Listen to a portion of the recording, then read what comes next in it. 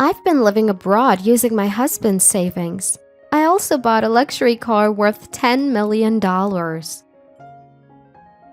The sister-in-law who appeared at my brother's memorial service boasted in front of our parents and relatives. I'm going to live on life insurance and survivor benefits from now on. I couldn't help but laugh at my brother's wife, who said this with a triumphant look.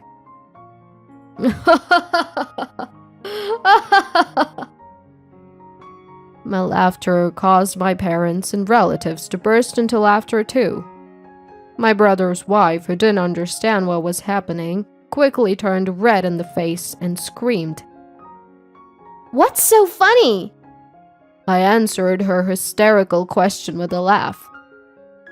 "You spent my brother's savings, didn't you? My condolences." "What?" I told my brother's wife the truth, who knew nothing. My name is Ethan, 28 years old. I'm just an ordinary office worker at a mid-sized company. I'm living alone and enjoying my life. I have a brother, Caleb, who is 4 years older than me. He's a bit timid but very kind, and he always treated me well. He was a good man and did well in his studies, so after graduating from a prestigious university, he got a job at a top company. He moved out when he got a job but sent money to our parents, wanting to be filial, and gave me presents on my birthday. We didn't see each other as often, but I loved my brother, and we would playfully compete to see who would get married first. My kind-hearted brother, who cared for his family, suddenly couldn't provide financial support after turning 30. Our parents didn't ask for financial support in the first place, so they didn't ask why, thinking he must have needed the money. I was a little worried and contacted my brother, but he just said, "It's okay, there's nothing to worry about." A year after financial support stopped, my brother brought his fiancée home. Her name was Olivia, and an employee of my brother's subsidiary. Caleb is considered a young hope, and he's the fastest rising star among his peers. I felt uncomfortable with Olivia, who spoke in a cloying voice. It felt like she was marrying him because he was a rising star in a big company, not because of who he was. As far as I knew, my brother had little experience with women. I was worried, but seeing my brother's happy face, I couldn't say anything. Despite my concerns, my brother got married. I received occasional lovey-dovey messages, so I thought they were happy. However, after half a year of marriage, a disturbing atmosphere began to emerge. My brother asked for a loan. "Ethan, I'm sorry. Could you lend me some money? I have to pay for something at work temporarily, but I don't have any cash on hand. I'll pay you back as soon as I get reimbursed." It was unthinkable for my prudent brother to be without money. "I'm sorry. I'm a bit tight right now too." "That's okay. Sorry for the sudden request. I'll figure something out." After talking to my brother, I immediately called home. "Hello, Mom. Has my brother contacted you lately?" "Contacted? Did Caleb ask you for money too, Ethan?" "What? He asked you guys too?" "He's been contacting us occasionally for a while now, asking if we could return the financial support money if we had any left, or lend him a little. It's strange for the prudent Caleb. Daddy and I were just talking about it." "That's concerning. I wonder what's gotten into my brother all of a sudden." "We're planning to talk to Caleb soon. Will you come too, Ethan?" "Of course. Let me know when it's scheduled."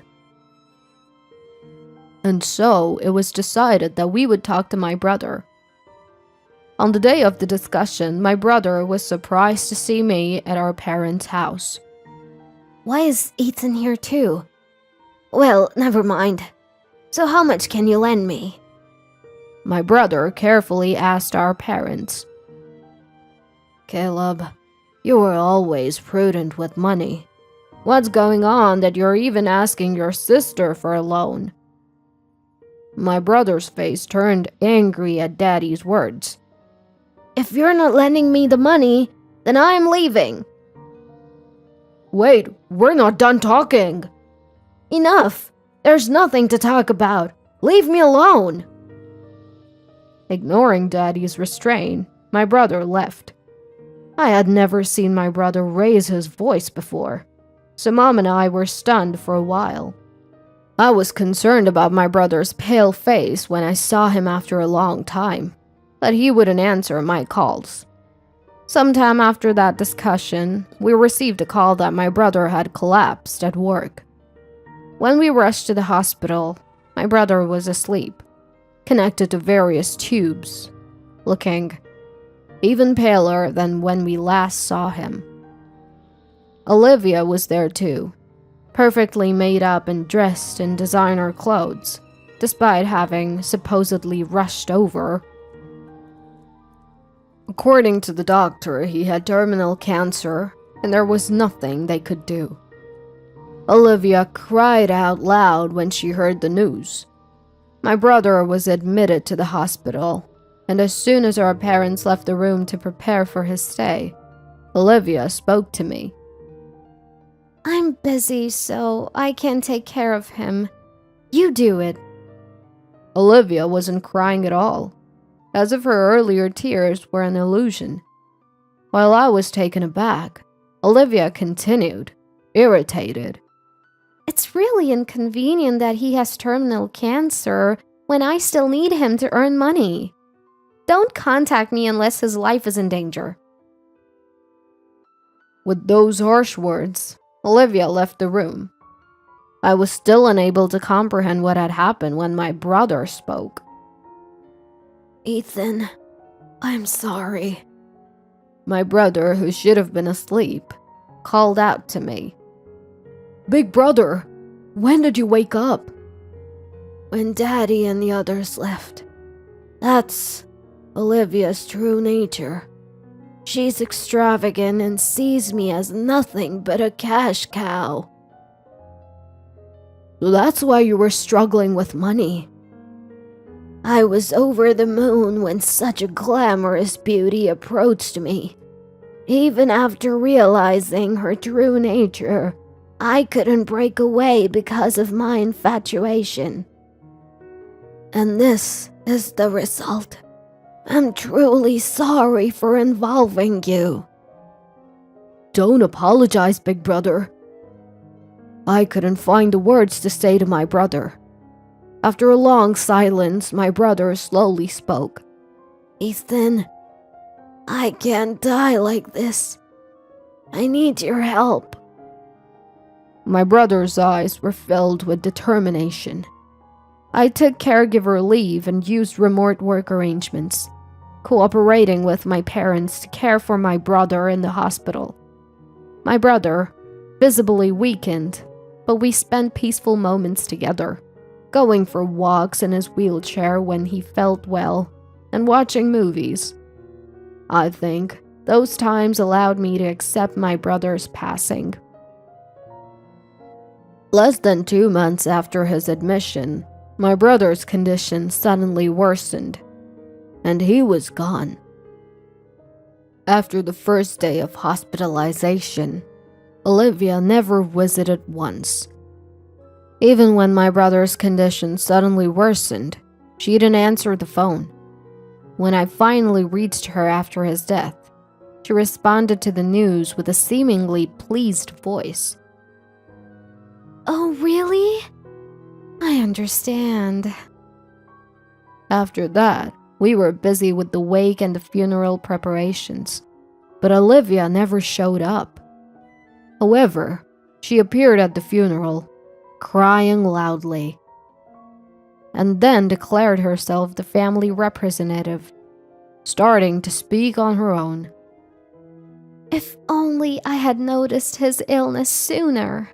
I went to the hospital every day and took care of my husband. I wanted to support him even more. Holding my brother's portrait and speaking through tears, I felt anger rise within me as I watched Olivia. But I told myself it wasn't the time to act. Our parents and relatives, knowing the situation, looked at Olivia with disbelief. After the funeral, Olivia came to my parents and me. I'll file the divorce certificate tomorrow. We'll be strangers, so don't contact me again. Handle the ashes and grave as you please. It's none of my concern now, but all of my husband's inheritance is mine, so don't try to take it. Olivia said what she wanted and quickly left. My parents and I were more dumbfounded than angry. "Just a little more patience," Daddy muttered, and Mommy and I nodded. Time flew by, and the day of my brother's memorial service arrived. Although Olivia had told us not to contact her, I sent her a message anyway, as relatives gathered at our family home, sharing memories of my brother. A luxury car pulled up outside.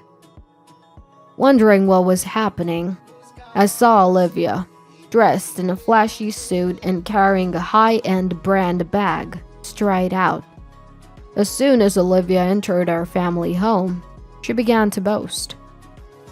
I've been on a heartbroken trip abroad. First-class flights and luxury hotels were amazing. I made a clearly displeased face, but Olivia continued, oblivious. He always told me to save money because he had none, but he was secretly saving.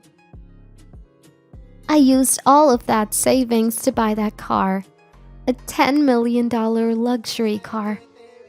You must be jealous. Olivia, what are you here for today? If you want to boast, do it elsewhere, Mom said calmly and emotionlessly. Oh, Ethan was the one who contacted me, even though I told him not to. Olivia glanced at me but quickly looked back at Mom. Well, I have some business too. I'm planning to live on survivor benefits and life insurance, but I need various documents for the application. I'd like you to prepare them for me. Olivia said this with a triumphant expression, trying to hand Mom a paper with instructions for the insurance application. What a selfish woman. She told us not to get involved with her, yet she tries to use us when it suits her. I was filled with anger, but contrary to my emotions, laughter welled up.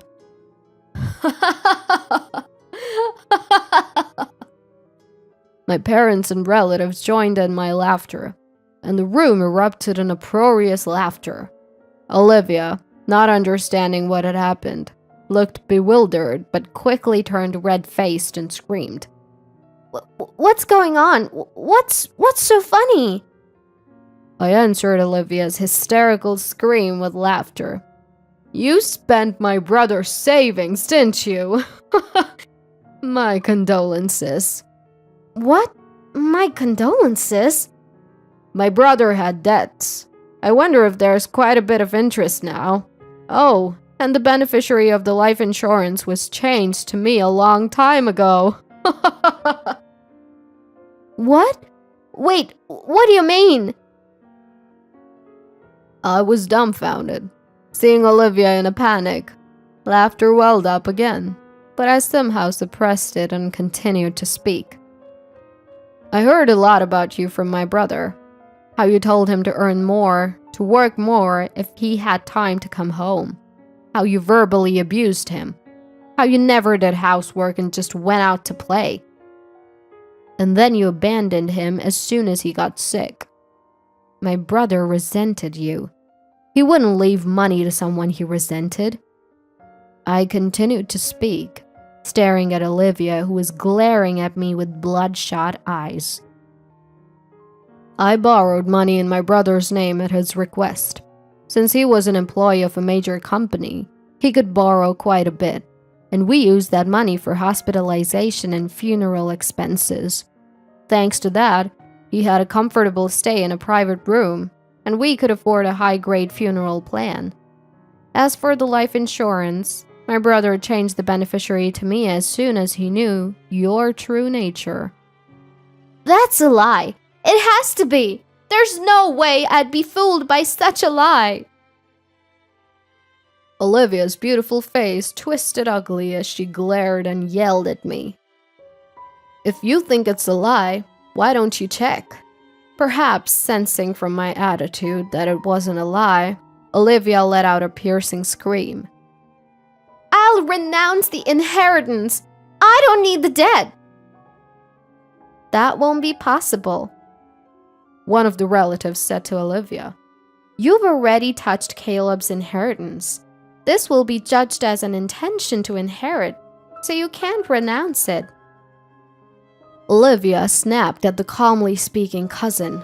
Who are you? But turned pale when she saw the business card handed to her. A lawyer. Yes, our family had a cousin who was a lawyer. My brother had been in contact with the lawyer cousin, intending to make Olivia touch his inheritance before she knew about the debt. It seemed he had thought a lot about the timing of the debt. Olivia slumped to the floor and spoke to me as if clinging to me.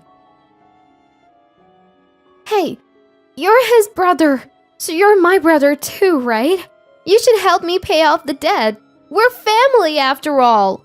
What? What are you talking about? If you filed a divorce certificate, you and I are complete strangers. I have nothing to do with a stranger's debt. I felt a sense of disgust in Olivia's voice and snapped back sharply. Oh, and the apartment you're living in now? It's in my daddy's name, so please leave as soon as possible. I said that as a finishing blow and then went into the back of the room. Olivia continued to make a fuss, but the relatives kicked her out. After the memorial service, Olivia started calling me and my family home every day asking for help. She was being charged for the debt and the inheritance tax. Olivia sold her $10 million luxury car and the brand items she had collected to pay off the debt and inheritance tax. But it seems she still hasn't paid it all off.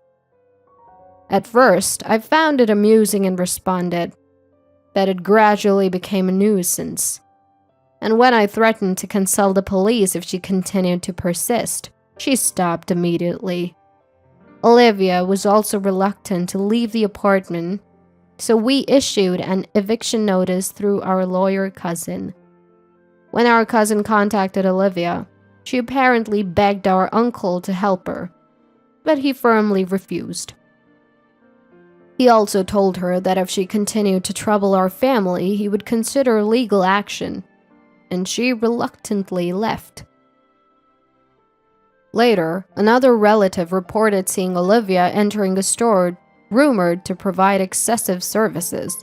Her beauty was gone, and she looked haggard, clearly not living a decent life. I put my hands together in front of my brother's memorial tablet. Brother, your life or death revenge succeeded. I felt a sense of relief, having avenged my beloved brother's regret.